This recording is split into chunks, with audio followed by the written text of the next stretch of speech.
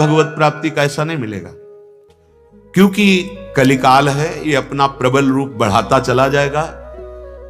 होंगे संत महात्मा, ऐसा नहीं कि ना हो, सृष्टि खाली नहीं रहेगी, पर उनके वचन ग्रहण करने की योग्यता हमें नहीं रहेगी। जब तक हमारे पवित्र आचरण नहीं होते, अंतःकरण पवित्र नहीं होता, तब तक संतों के वाक्य को हम समझ नहीं सकते। वासनामयी बुद्धि, कामनामयी बुद्धि संत वाक्यों को नहीं समझ सकती। उसके लिए तो निर्वासनिक बुद्धि चाहिए। कलिकाल का ऐसा वासना में प्रभाव बढ़ेगा कि संत वाक्य उसको एक उपहासास्पद वाक्य लगेंगे। ऐसा कैसे हो सकता है? वो ऐसा सोचेगा।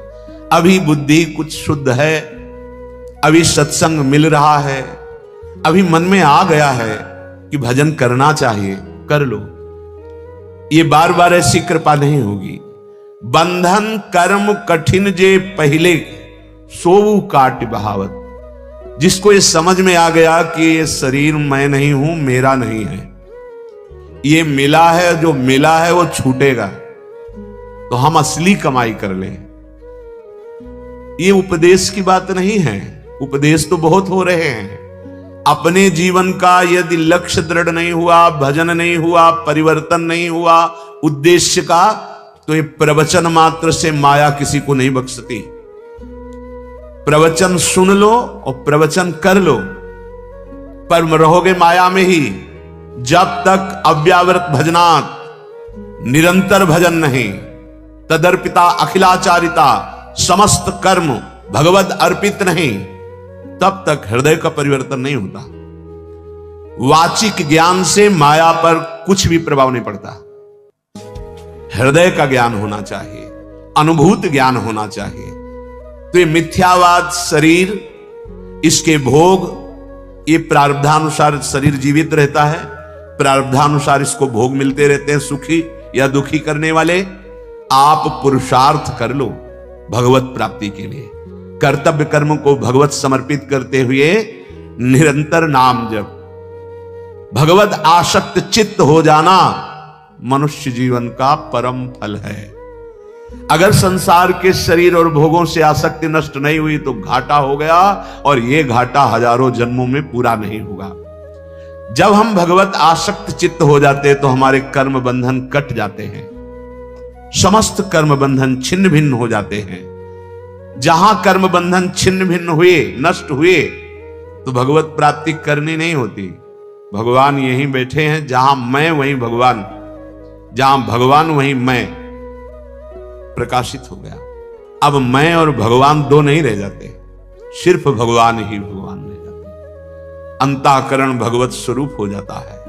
अपना तो स्वरूप भगवत स्वरूप है ही, अंतःकरण भगवत स्वरूप हो जाता है। श्री सूरदास जी महाराज कहते हैं, यदि आपने इस जन्म में भजन नहीं किया तो तुम्हारा जीवन प्रेत जैसा गया और परिणाम तुम्हें बड़ा दुखद प्राप्त होगा। वही बात श्रीपाद प्रबोधानंद जी महाराज कह रहे हैं कि ये मिथ्या इंद्रियों के विषयों को कब तक भोगते रहोगे। कभी थोड़ा बैठकर एकांत में विचार करो कि बहुत बार भोगा, पर मिला क्या हमें? पर विचार है ही नहीं। विचार तो दूषित हो गए हैं, अपवित्र विचार हो गए हैं। आप ध्यान नहीं दे पा रहे कि आपके समय को केवल नष्ट किया जा रहा है, ये छूटने वाला है। श्रीपाद कह रहे हैं, जो तुम्हें सदैव महासुख प्रदान करेगा, आ जाओ श्री वृंदावन धाम। ये किशोरी जी का निज महल है, इसमें प्रेम सुधा भंडार भरा हुआ है, प्रेमामृत। निरंतर प्रेम में डुबोने की सामर्थ्य वृंदावन की है, पर वृंदावन में वही प्रेम में डूबता है जिसको रहनी आ गई है। अगर थोड़ा भी अभिमान है तो वृंदावन के सुख को नहीं ले पाएंगे। वृंदावन इह विधि बसे तज के सब अभिमान, धन का अभिमान, बुद्धि बल का अभिमान, शरीर बल का अभिमान, साधन बल का अभिमान, ये धाम है। जब आप इस धाम की रज्जु में लौटेंगे, रसिकों का संग करेंगे, तो अभिमान अपने आप गलित हो जाएगा। सच्ची कहते हैं, हृदय में ऐसी स्थिति आ जाती है कि ना अहम रह जाता है और ना करता रह जाता है, केवल देखता है वो क्या हो रहा है। प्रभु अब क्या करवा रहे हैं, प्रभु क्या बुलवा रहे हैं, प्रभु क्या चिंतन करा रहे हैं, ये देखता है उपासक। जो वृंदावन का कृपा पात्र उपासक होता है उसमें कर्ता भाव नहीं होता है। कर्ता भाव अहम लय हो जाता है प्रभु के चरणारविंद में, और स्वयं प्रभु उसके हृदय में बैठ करके भागवतिक चेष्टाएं कराते हैं। किंचिन मात्र सुसुख वांछा नहीं रह जाती।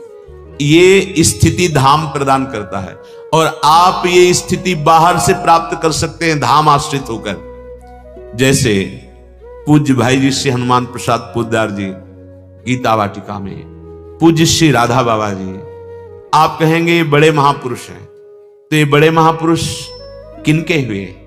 प्रभु के। क्या अंश में बड़ाई छोटाई होती है क्या? चींटी में जो अंश है, हाथी में भी वही अंश है, देवराज इंद्र में भी वही अंश है। अंश में कोई फर्क नहीं होता, भगवद अंश समान रूप से होता है। हां, अब उस स्वरूप स्थिति में जागृत कौन हुआ है, ये बात होती है। आप जागृत हो जाएं तो जो भाई जी को प्रियालाल सुख दिए वही आपको देंगे, जो मीरा जी को सुख दिए वही आपको देंगे।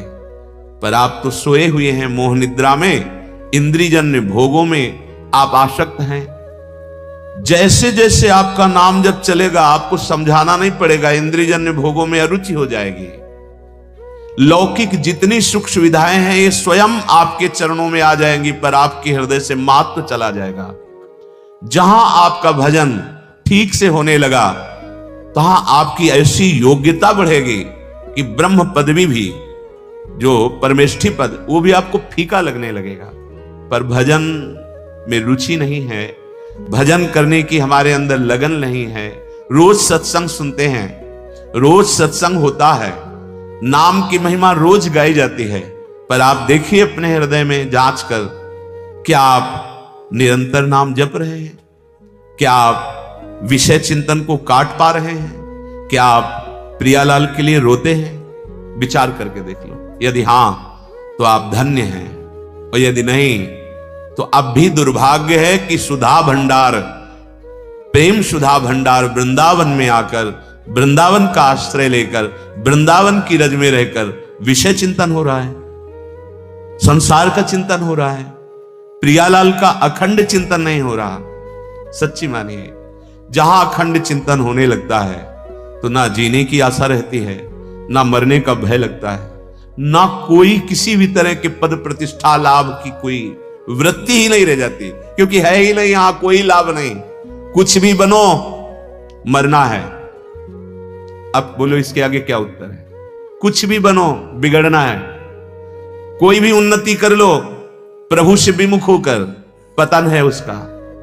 हाथ में कुछ नहीं आना, कुछ भी बनो। ये इसलिए कह रहा हूं कि आप सावधान हो जाएं और असली कमाई कर लें। श्रीपाद कह रहे हैं, सारम सारंगवत सुंचरो मधुर बने राधिका केली धामनी। हे भाई सारंगवत, भ्रमर बन जाओ राधा नाम के। जैसे भ्रमर पुष्प का पराग पान करता है, ऐसे श्री कृष्ण के हृदय के प्रेम का पराग है ये राधा नाम।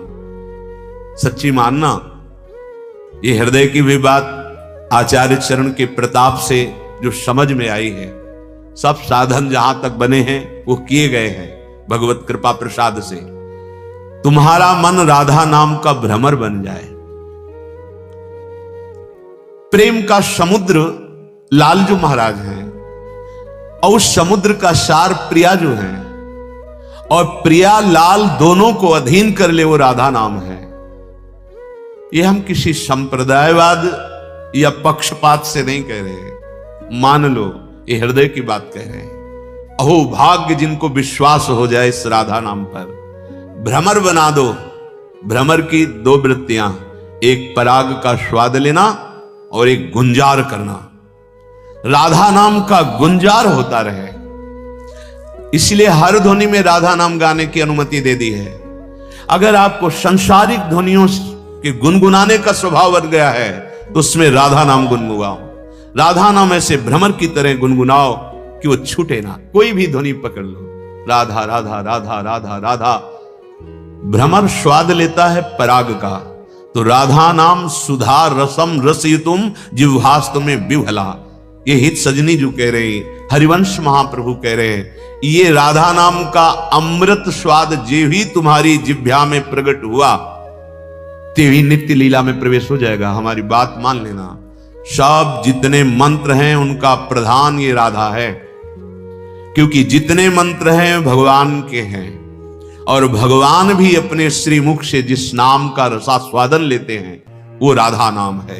हरि रसना राधा राधा रट, हरि की स्वयं रचना राधा राधा रटती है।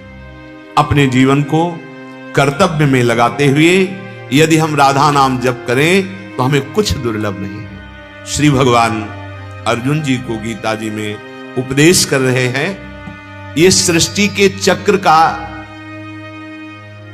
अपने अपने कर्तव्य का पालन करेंगे तो देवता प्रसन्न होंगे, देवता प्रसन्न होंगे तो तुम्हें जो आवश्यक सेवा सामग्री वो प्रदान करेंगे, क्योंकि हमारी अन्न से उत्पत्ति होती है, अन्न से पोषण होता है, अन्न से ही पुष्टि होती है। अगर देवता अप्रसन्न हो गए तो हम किसी भी तरह सुखपूर्वक नहीं रह सकते, और वो भगवान के द्वारा अलग अलग लोकपालों के रूप में शासन करने के लिए विराजमान है। जब कोई अपने कर्तव्य का पालन नहीं करता है तो अग्नि देवता, वायु देवता, वरुण देवता सब ये उसको कष्ट देने लगते हैं, बाहर और भीतर। शरीर की वायु बिगड़ गई, बात रूप में हर जोड़ में दर्द, कफ प्रकट हो गया, अग्नि बिगड़ गई, भोजन पचना बंद हो गया, ये सब देवता हैं।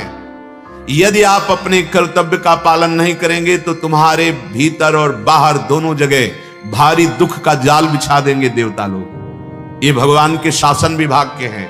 यदि आप अपने कर्तव्य का पालन भगवत सन्मुख होकर करेंगे तो जैसे जल की वर्षा होती है ऐसे तुम्हें सुख सामग्री का विधान बनता चला जाएगा, आप उन्नतशील होते चले जाएंगे और भगवान का भजन भी बनेगा और इस लोक में भी सुखी रहेंगे। ई परलोक सकल सुख पावत, चाहे इस लोक में हो चाहे परलोक में हो, कोई दुख तुम्हारा स्पर्श नहीं कर पाएगा। आएगा भले प्रारब्धानुसार, लेकिन तुम्हें परास्त नहीं कर पाएगा यदि अपने कर्तव्य का पालन कर रहे हो।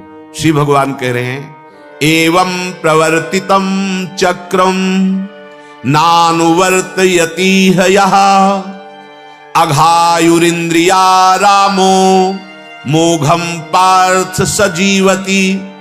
वही बात जो सूरदास जी महाराज भी कह रहे थे, वो जीता जी प्रेत हो जाता है। जैसे गोस्वामी जी कह रहे जीवित मुर्दा टहल रहा है, भगवान यहां कह रहे मोघम पार्थ सजीवती, उसका बिल्कुल बेकार जीवन चला गया। किसका? जो अपने कर्तव्य का पालन नहीं करता है। इस लोक में भगवान ने जिसको जो कर्तव्य दिया है उसका जो पालन नहीं करता है वो सृष्टि चक्र में बहुत बड़ा धक्का पैदा कर रहा है। जैसे आपको धर्म पूर्वक अपने अपने कर्तव्य बताए गए हैं कि आप एक पति हैं, आप एक भाई हैं, आप एक पुत्र हैं, आप एक समाज सेवक हैं, आप एक राष्ट्र के जन हैं, तो आपका कर्तव्य अपने अपने अधिकार के अनुसार है। यदि आप ऐसा नहीं करते तो सृष्टि चक्र में बाधा पहुंचा रहे हैं। वह इंद्रियों के द्वारा